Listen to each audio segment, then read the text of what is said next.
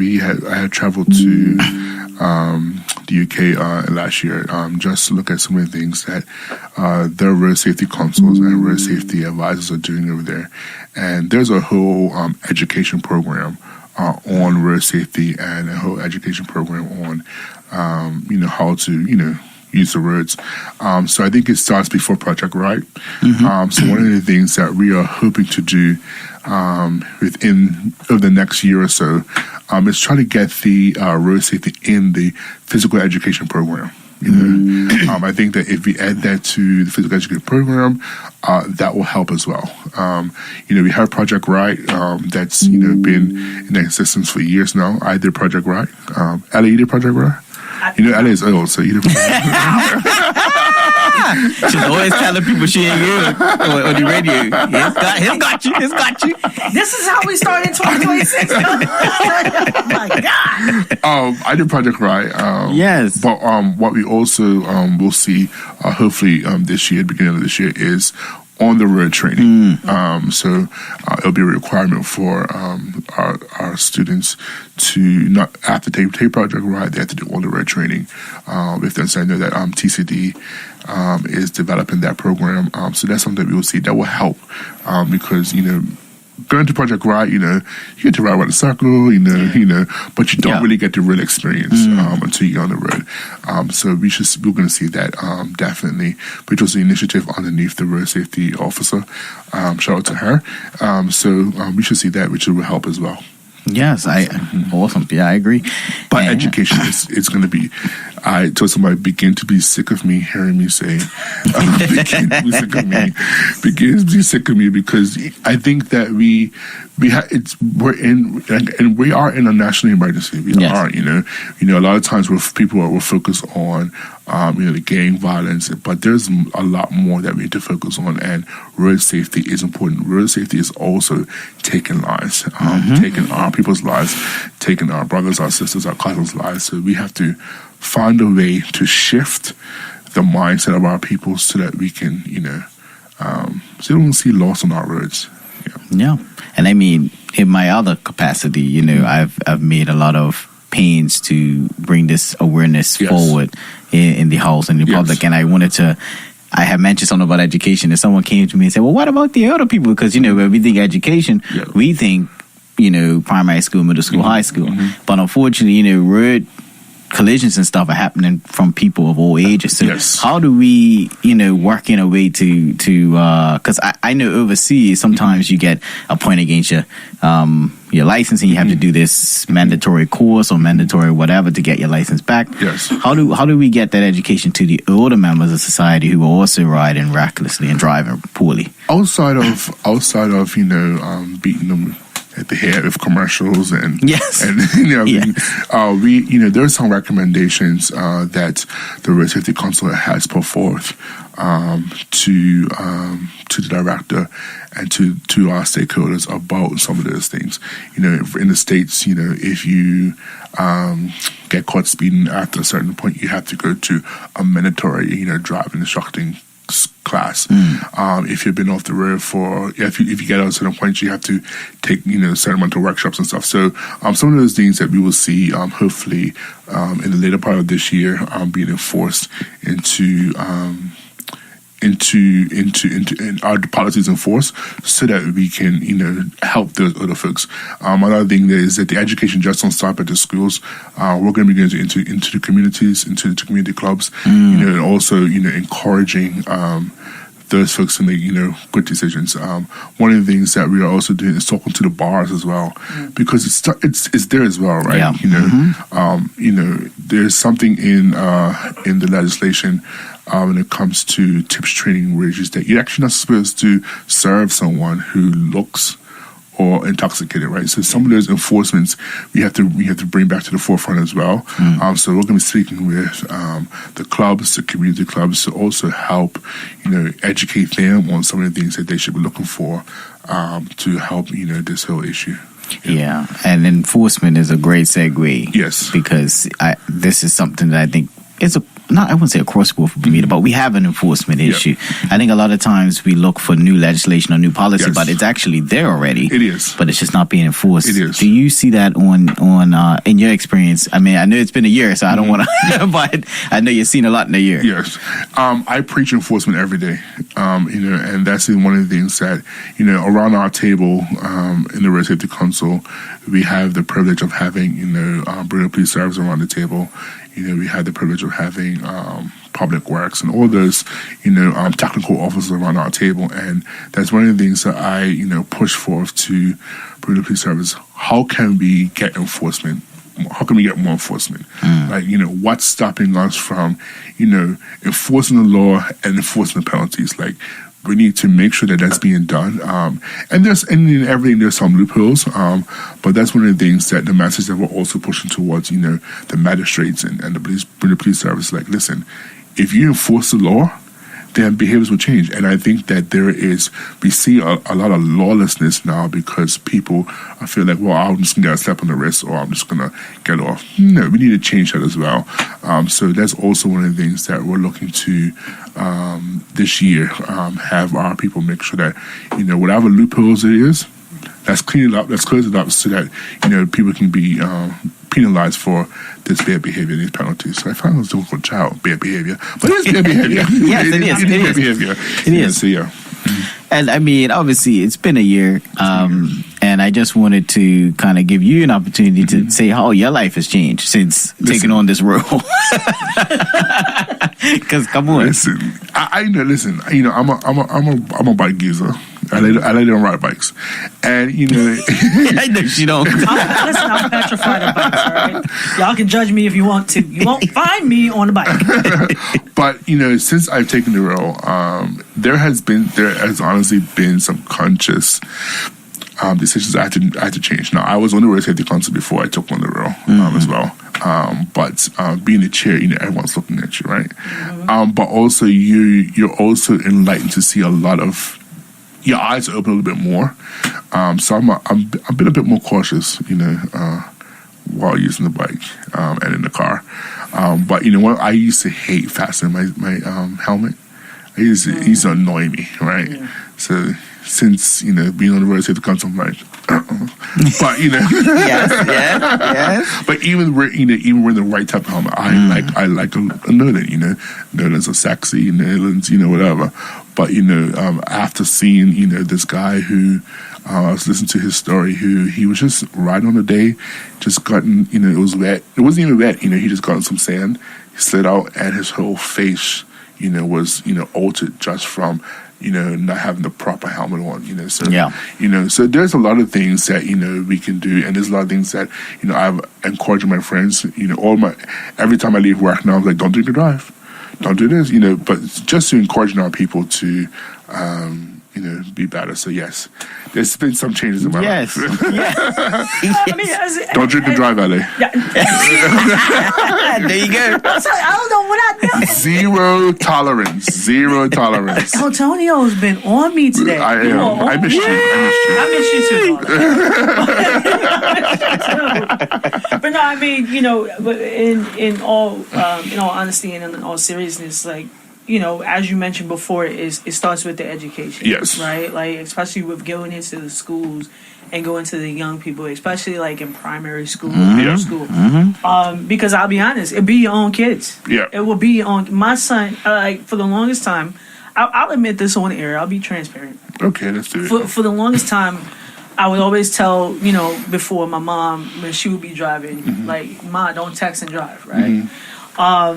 And I find myself now doing that. And my son will be like, mind you, he's 13. So he'll be like, Mommy, don't text and drive. Stop texting. Even if I'm just sending like an okay. So it really does start with the kids. Because they hold you accountable. Yeah, they do. Especially as an adult. Yes. Right? It's tempting. Let me tell you, let's be honest, it's tempting. Especially if you're in a good conversation, and you just get in the car to go, it's tempting to like, If you hear your finger, bzz, bzz, bzz, Yeah. The group chat is And it's always when you do something. it's tempting to be like, What's happening? You know, if you're sitting on your couch, there ain't nothing going on. You know, but once you're getting somewhere, of course. And we all, and you know, no one's perfect. We all fall short, right? You know, yes, of we course. all fall short. But it's just, you know, that consistent, you know, keeping in your mind, listen, I gotta do better. I gotta do better. No one's gonna be perfect, right? Yeah. But let's try to do better, and that's all we're trying to ask our people to do. Do better. Put some respect on the roads. Put some respect on our people, and let's do better. I always say, if we treat road users like our family, like their family, we'll do better. But we're not going to do anything to intentionally harm our family, right? Mm-hmm. We're not going to do anything. Well, maybe our siblings, but yeah, we all got them. Yeah. But we're not going to do anything to intentionally harm our family members. So my thing is, if we treat, and we are one family, we're one community, we're one family. So if we treat everyone on the road like their family, I think that's a better place to start. It's a better place to start. And we're a small community. We are a small community. You know, everyone knows everybody.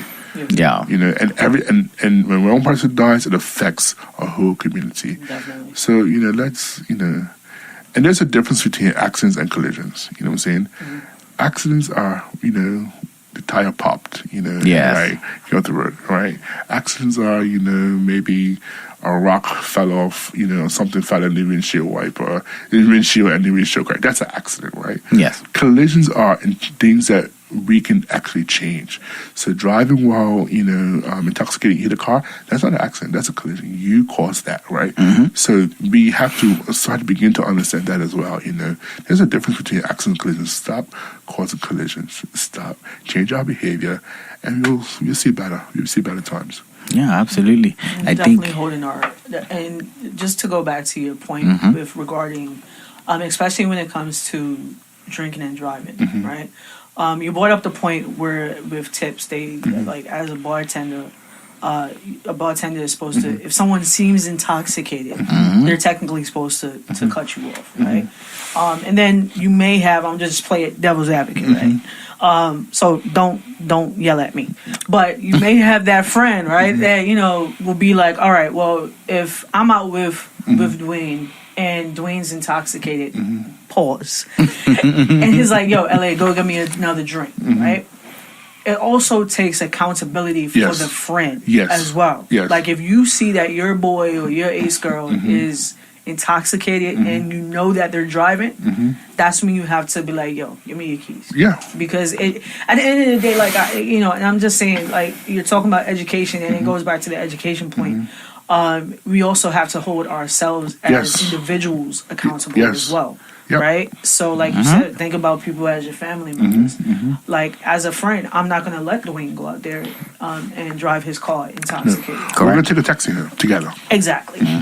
So, I mean, now forgive my ignorance, but does Carter still do the taxis on like weekends? If someone is still intoxicated, they get a free cab ride? Carter used to do that, and it kind of faced off a little bit.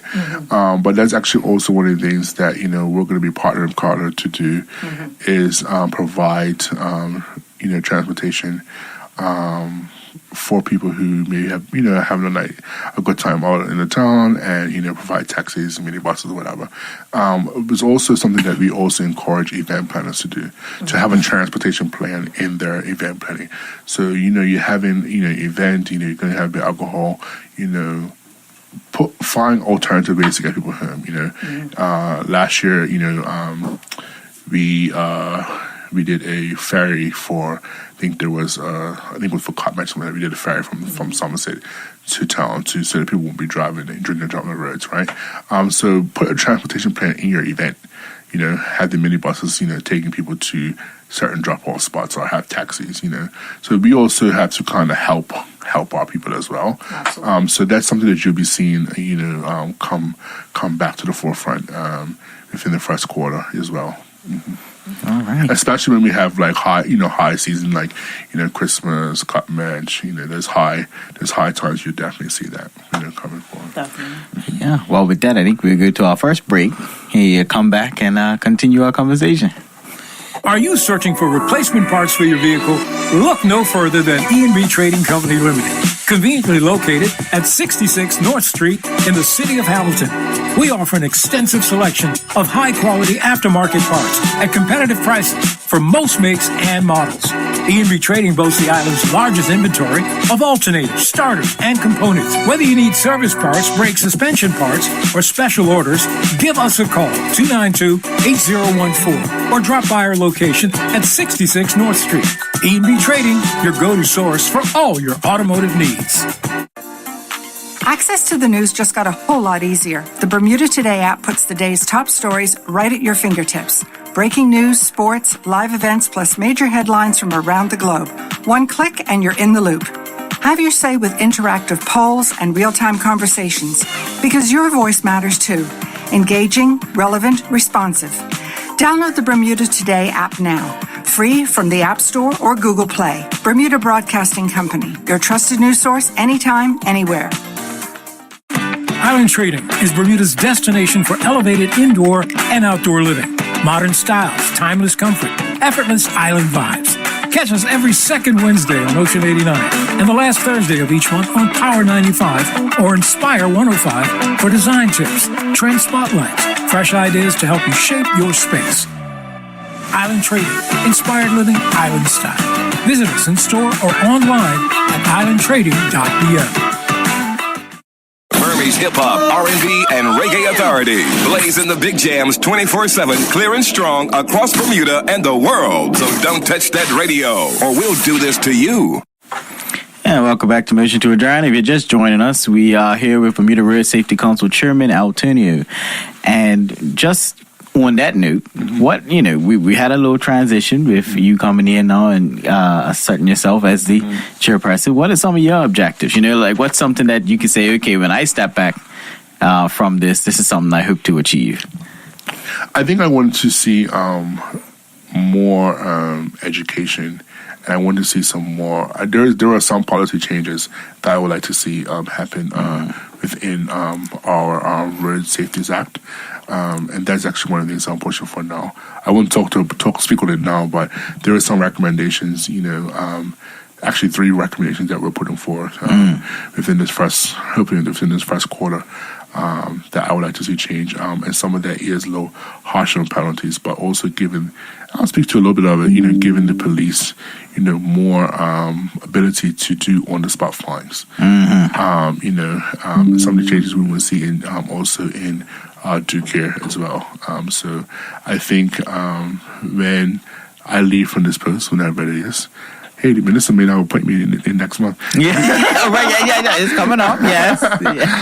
But I want to see that there has been some notable legislative changes, as well as I want to say to people that he pushed for educating people on the importance of being safe on our roads. Yeah, and how would folks feel about kind of getting involved in the Road Safety Council? How is that still open, or? It is. I believe it's still open. That they can go to the government. I think it's forms.gov.bm, and they can sign up to be a part of the Road Safety Council. But I think that everyone could be every citizen of Bermuda can help. Yes. By changing and encouraging their family members to change their behaviors. We're all in this together. So we all can be a part of that change. But if you feel the pull to be a part of the council, we will definitely take you on. You have to have a good record, though. Yes. Take you on, and you could be a part of the Road Safety Council. We have a lot of initiatives, a lot of campaigns that we have coming out this year. One of theirs is the e-bikes, electric bike campaign. Yes. Which is becoming another, sliding up on us, becoming another little issue in Bermuda. But encouraging people to, let's just talk about e-bikes real quick. Yes. I think that, people feel that, I'm not on an auxiliary cycle, I can just do whatever. No. The same rules, the same regulations that auxiliary cycle users on an e-bike, on a regular bike, it's the same thing. Same policy applies. You need to wear your helmet. It's safety first, right? Anything can happen. Absolutely. The speed. Some of these bikes. I was saying to these guys earlier. The other day someone overtook me on an e-bike, and I was quite upset. I'm like, well, what are you doing? Yeah. But we have to. We are seeing we are seeing some bad behaviors when it comes to e-bikes, underage, people underage. So we will be releasing, I think it's later on this month of February, we'll be doing a whole campaign on e-bikes and e-bike safety. Because a lot of people get them now, gonna save on gas. We see also people on scooters, riding around on scooters. Now, there is actually in the piece of legislation that says that you're not supposed to ride scooters in the city. And we see a lot of that happen in the city. Yes. So a lot of that back to that enforcement piece, but encourage people to just be safe. My boss, I tell him all the time, he has a scooter, and he zooms around, the place. If I say, "Hey, where's your helmet?" Put your helmet on. You got to be safe, even when you're on the e-bikes. They still go at a speed, So we have to be safe while we're doing that. Do you anticipate that there will be any legislative changes? There is some recommendations that have been put forth to the minister to put forth for the House for e-bikes, but some of the e-bikes actually legislation currently falls under the Auxiliary Cycles Act. Yes. So we do currently have some legislative, and those that don't falls under the Pedal Cycle Act. But there will be definitely some changes because we have to put some things in place. Anytime you have something new, you got to put rules in place. Yes. We will be putting some things in place, to also encourage and keep our people safe. One of the things that we've seen is that people who are off the road automatically get an e-bike. Is it good? Is it bad? Who knows? But we will definitely have to, you definitely see some changes in the legislation this year in regards to e-bikes. Yeah, and certain jurisdictions overseas, because you had mentioned something, about tips. Certain jurisdictions overseas kind of hold establishments accountable. We actually have a piece of legislation in our legislation that can hold a bar or a restaurant accountable. We had that same legislative, which is what goes back to enforcement. So if someone was caught, intoxicated, have we gone back, and checked if where they were, if we know where they were, have we checked the cameras to see, how their behaviors were, So those are things that, that we're going to be pushing for. I know that Carter and the folks that issue the alcohol licenses are going to be enforcing that as well. Let's go back. Because that's a part of their certification. Yeah. That's a part of their license to have that they abide by those rules. And just anecdotally for you, how do you feel that these collisions are going? Do you see an increase, an uptick, or is it just kind of like a spark right now? I definitely think that we have. I was just kind of looking at the stats today, and we have definitely seen an uptake in collisions. I think it's too soon for me to say if it's a spurt or if it just is but I think it's more of an uptake than a spurt. A spurt lasts for a little bit. This is growing. This is growing, and definitely when it comes to intoxication. And you always see a spurt during the holidays, but I think that it's a bit much at this point. It's a bit irresponsible as well. So yeah. And we did touch on a bit about stiffer penalties, right? Obviously, it was a call also from community folks and all that about potentially increasing the penalty, especially for causing death through drunk driving. Where does the council stand on that? Well, the council's first thing is let's enforce what we have. Yes. Let's enforce the laws that we have. Now, can there be some adjustments? Of course, always can be some adjustments. Always can be some stiffer penalties. But it doesn't make sense for us to increase the penalties and put stiffer penalties in place if it's not going to be enforced. So we need to start there. Let's start enforcing what we have, and see if the behavior change. And if they do, great. If they don't, well, let's up it. Yeah, no, I totally agree. LA, what? You got any question? Listen, Because you're a member of this team. Yeah, okay. Because I do, my boy Famous, he likes to remind you. I said, let me speak for a while. His over there keeping our electricals on and all that. Shout out to and Belco. The Belco workers. The workers. We love Belco workers. But no, I guess it just goes back to like what we were talking about before the commercial break, and regarding the penalties for impaired driving and whatnot.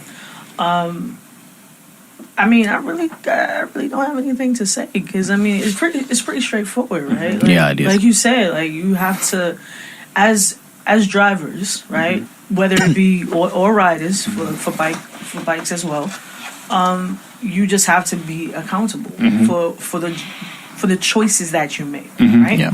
And especially, like, I know we were joking about the electrical bikes, like being overtaken by an electrical bike. Like I know I joked and I said, no, we're gonna have to play chicken, because ain't no way you overtaking me on an electrical bike. She joked. I joked. It was a joke. But with that being said, I think everybody says, like, when it comes to the penalties of riders that may be off the road, you can still be reckless on an electric bike. You can still be very reckless on an electric bike, and it just goes back to accountability. Yeah. And I'm actually, now I'm not saying I'm a reckless driver, right? But I am gonna start using that tactic, what you said, to heart. Like, treat every person that's on the road like a family member. Because I'm gonna be honest, like, especially if I'm driving behind a Sunday driver, we all know what Sunday drivers are. Right? Someone that drives the speed limit. I can't stand that. Redact that. Listen, if I can run faster than the speed limit, I think that it might have to be tweaked just a little bit. But at the same time, like, I have to also understand, like, 9 times out of 10, those people that are driving the speed limit, they are elderly, right? Like, so I'll be like, you know what? That's somebody's grandma. I wouldn't disrespect my grandmother, right? I wouldn't try to harm my grandmother. So it just goes back, like you said, to treating those people like your family members. Yes. And when it comes to the penalty, then it is what it is. You made that decision, and you have to live with your decision. Yep. Risk takers are accident makers. Yeah, and I mean collision makers. Collision makers. See, I've been paying attention. All right. Yeah, see that? Today. See, that's the outreach part we're talking about. Yeah. Each one reach one. We've changed one. Yeah. Y'all got to play with me. I don't know if you guys saw the news, but I knew I don't want to let the conversation pass by about bringing up the roads. Because if you saw any news, the first thing I think they asked somebody or a group of people, if you were in charge of road safety or whatever, what would the first thing you change? And everybody said the roads. Like, how much of that is a factor from the actual professional opinion of someone who has statistics and all that? No, it's no secret that our roads are in probably one of the worst of shapes that we've seen, in history, right? Maybe not history, but in time, Do they play a factor? Yes. Is it the biggest factor? No. I haven't looked at the stats on, how many accidents have been caused by, road, the road being messed up. But I will say is that, shout out to Public Works. They're working hard, to try to get our roads back. There's a plan in place, and I have the privilege of having one of the technical officers on the road council, and he gets it. he gets it hard every time the road safety meets. You gotta do better. You gotta do better. You gotta do better. You gotta do better.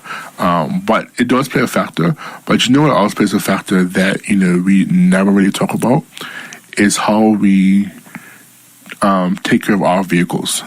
We saw in the later part of last year that a number of the accidents were also caused, and I won't say real hard, but a lot of the accidents that were caused by people not having the right tires, having bolt tires on the car, right? So, and it goes back to us having our responsibility. Yes, the roads are, that what we also have to, making sure that we are, making sure we're taking our car to the mechanic and making sure that things are working, our brakes are working.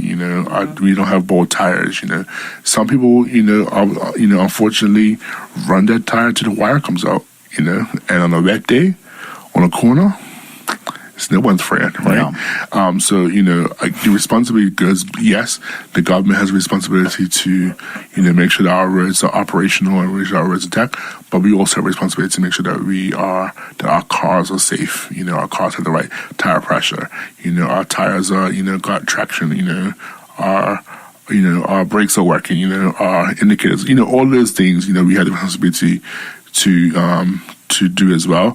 But we never really think about it. And it was an eye opener. I was like, Like there was like 3 or 4 accidents that happened back to back. And I was like, like that's interesting. It makes you think. Like you always think about drunk driving, you always think about texting and driving, but you never think about my tires are bald. Maintenance, yeah. So I skid across the street and knocked over the wall. So yeah, all of those things, all those factors we have to look at, and do our part. That's our message. Do your part. And let everything else fall in place. Yeah, absolutely. And I mean, I have to give props to Public Works because they helped me out of my constituency, so I don't want them to go. But because they helped me out, But and obviously you can't do it all, right? No, it's huge. And one of the things that you mentioned about doing bold tires. Mm-hmm. I don't know if anyone's seen the price of getting your car serviced these days. Yeah, and I don't know if it's the inflation, whatever. But so one of the things that could be explored, and I mean, I had alluded to it a little bit, but obviously I didn't want to put my flag down on it because I want to have some insight on it first. But some incentives for good drivers. I mean, we always talk about China. Tackle the poor driving and the bad drivers. But we sometimes forget that there's some folks that get behind the wheel and do everything right, and have really not been in a collision, not been in an accident, and they have to, pay. Is there a way that we could look at probably incentivizing good driving in a sense? There's actually a conversation that we had with a few of the insurance companies, see if they can provide some type of reward system for good driving. I reference the States because I went to school in the States, right? But in the States, there's a particular insurance company where they put this device in your car, and it tracks, your speed. It tracks, how you're driving, and you actually get money off of your insurance every month if you have this percentage of good driving. So that's one of the things that we've also suggested to some of the insurance companies about maybe putting some type of pointing system in place where you can give money off for good driving, because that's less money that they have to spend for deductibles and fix people's cars. So yes, that is on the table. Yeah. Of course, we can't enforce. We can't make people do things, but we can just recommend. But I encourage all of our insurance companies to take on that task. And that again, people like money off. You tell somebody you can get $500 off for your insurance if you have this percentage. People be driving around here like snails. Hello. I'll be using all my indicators. Yeah. I even put the hand out for extra. Hello. She'd be the Sunday driver after that. But it's true. And I mean, hey, I remember I was out on Front Street and we were at a red light, and all I feel is my car shake because somebody has run right into the back of my little Kia Picanto, right? It's been a dent. It's been a dent there, right? So going through the claims process was like, and the person, if they don't have insurance, then it's like, well, so I went and got a quote, and I'm saying, look, I haven't been in an accident. I've been driving for for 8 years or so. Never had an accident. And I got rear-ended in there. And I'm saying, okay, so what is my, I feel like, no, I'm left with this bill because I'm chasing the claim, I'm doing this. And it's like, it can not demoralize you, but it kind of makes you feel like, okay, well, this person has, because they don't have insurance and they're just a reckless driver. The bike's probably on the road anyway. So it's like they don't really pay, but I pay as a responsible person. You know what I mean? So I definitely think that's got to be part of it. And I know a lot of times as society, we usually try to uplift folks, and I agree with that. But I also think that we got to reward some high flyers out there. Yeah. No, I mean, it does sound like a great incentive. Because I know, well, you referenced the company OSC. Is that Allstate? Was it Allstate? Or was it Liberty? I'm not giving anybody any free advertising today. It doesn't count, but okay. That's right. It doesn't technically. It don't count. You're right. They got to pay me for the advertising piece. That's right. Goodness gracious. But they begin with a P. Okay, see, now you got me thinking. It's going to be on Google now. I am. But no, if you do talk to, so you said that you are in conversations with we have, insurance companies. like I said before, we have, the good thing about the council, we have everybody around the table. So that's something that we have put out to our insurance representatives about, checking out, seeing if it's, if it's something that, that's a good appetite for them, and hopefully that everyone will take that on, and we can see some good results from that.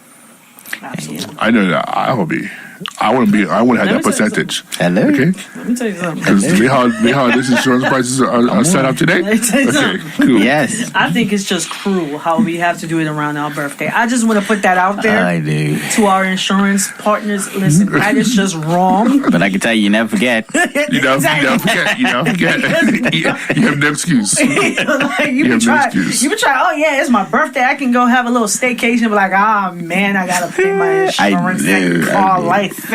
Yeah. But our insurance, our prices, even though they're high, compared to other jurisdictions that I have seen, they're actually they're fairly okay. That is I've very heard true. that. That is very true. They're fairly okay. But yeah, and I just want to clarify if anyone listening to the conversation that the Road Safety Council can refer, right? I like to use the word recommend. Yes, recommend. So Yes. don't be emailing them about. You say it. Because it happens. It happens. It happens. It does. We recommend, and that's all we can do. And that's why I said, let me put that, because I knew somebody sitting there and heard a little knockoff on insurance, and that's, we're going to hold out to that. We're going to be emailing you about that. You said, I got some insurance money if I... No. It'd be, we would recommend. We recommend. But it's definitely got the support, got the stamp of the approval there. Yes. But I think I want to thank you, number one, for making time. Obviously, this is, we try to keep a little levity in here because, it's entertaining. People like it.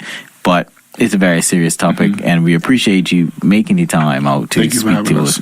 And I just want to hand it over to you for any last words that you would like to say to the listening public, anything you want to look forward to, anything that might be coming up from the Road Safety Council? Yeah, so I encourage, we have an extensive campaign list this year that we're going to be pushing out to our public. We have Road Safety Week in May, where actually we're going to be combining from other stakeholders, because one thing that we didn't talk about, is the same behaviors that we see on the road is the same behaviors that we see on the water, right? So shout out to Maxine Keynes, her water safety chair. But new counselor, right? A new councilwoman. Yeah, congratulations! Yes. So that's one of the things that we will be this year. Not only encouraging road safety, but encouraging water safety, because our people love the water, and we find the same behaviors on the water. So we'll be doing Road Safety Week. We're going to be in the schools. We're going to be in the businesses this year, talking to the businesses about even their fleet drivers, and making sure that they're obeying the laws of the land, and just really educating our people this year. We plan to have a summit for our teens as well this year, just encouraging them to have good practices. One thing I didn't mention is, and I want to shout out to our Junior Road Safety Council. So we have a Junior Road Safety Council that's made up of high school students from Berkeley, City Bridge, Bermuda Institute. Okay. I think the three high schools, and they are doing a phenomenal job educating their peers. Excellent. So that's actually one of the things that we're putting some resources behind them this year to assist them in getting the message out.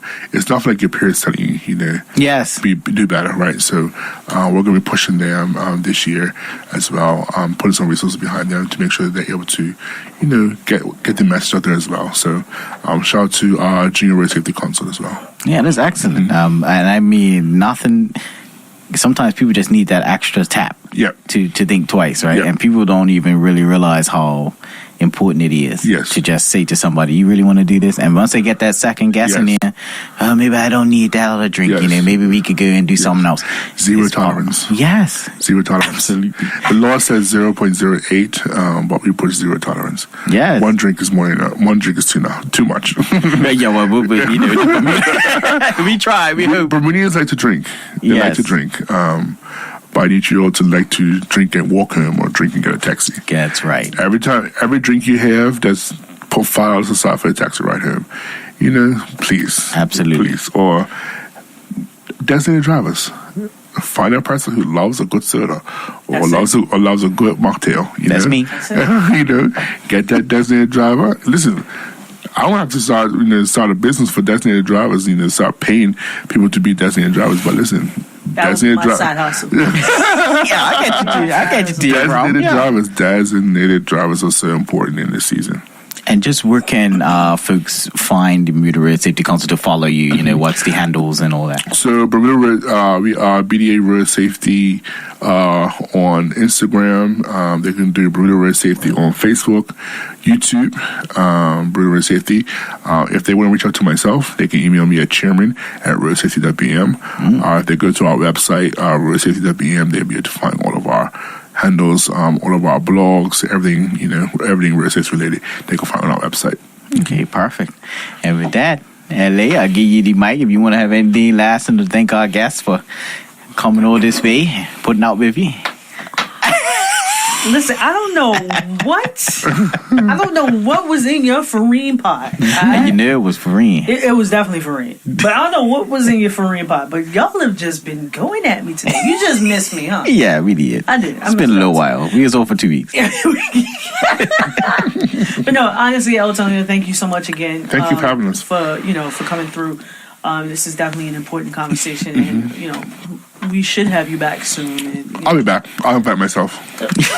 I'm good at that. Are we looking at the fourth post? Yeah, that's what I'm saying. Bring him more. He just said I'll be back. Yes. I'll invite myself. I'm here for it. Yes. Well, thank you so much. And we hope that show informed you. And as always, at Motion to Adjourn, we appreciate the listening audience.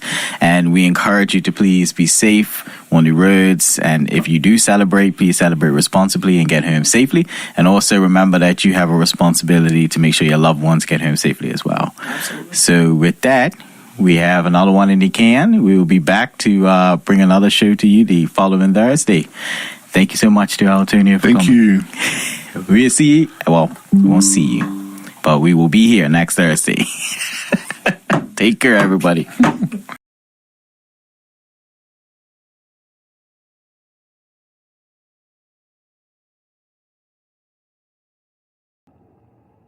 Bermuda Live on YouTube. Subscribe now.